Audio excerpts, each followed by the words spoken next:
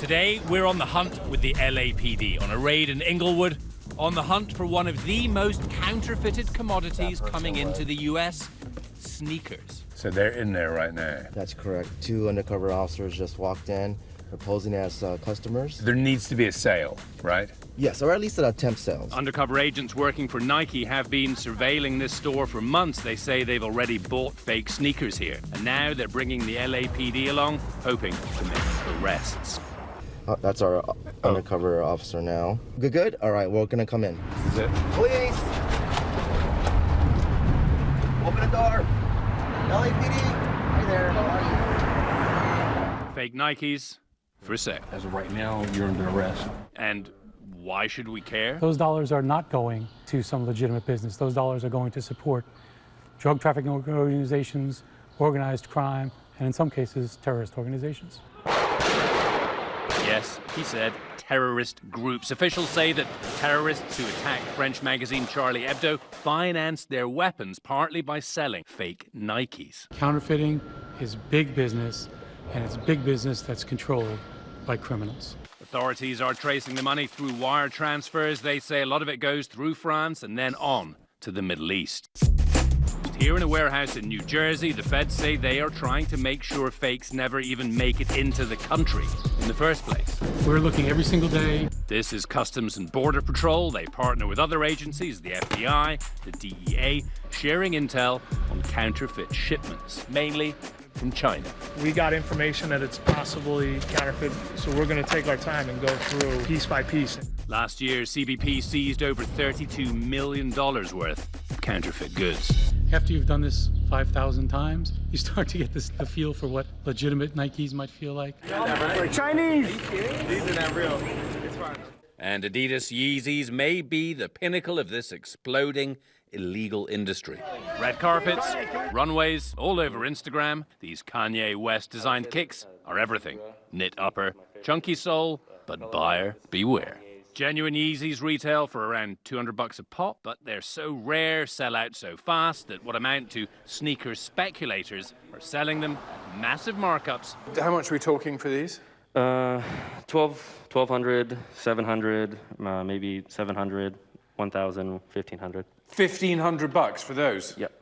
I'll explain the mask in just a minute. It's like the stock market. One day it's worth 500, next day it's 1,000, and it just all comes down to how many there are available. These are all real, but that shortage now fueling a counterfeiting explosion, and some fakes so good that many consumers are turning to unofficial authenticators online.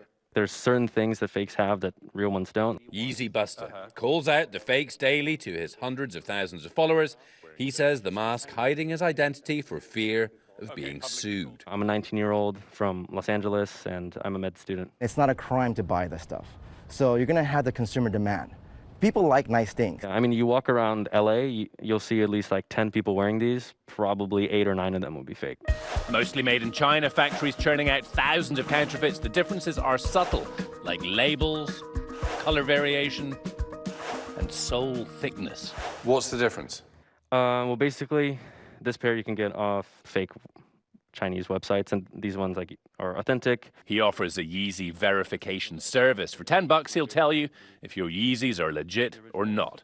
The request arrives by email as we're talking. This label already looks good to me, and you got to see if the serial numbers match up. Everything here looks good. A lot of the fakes, the line ends over here.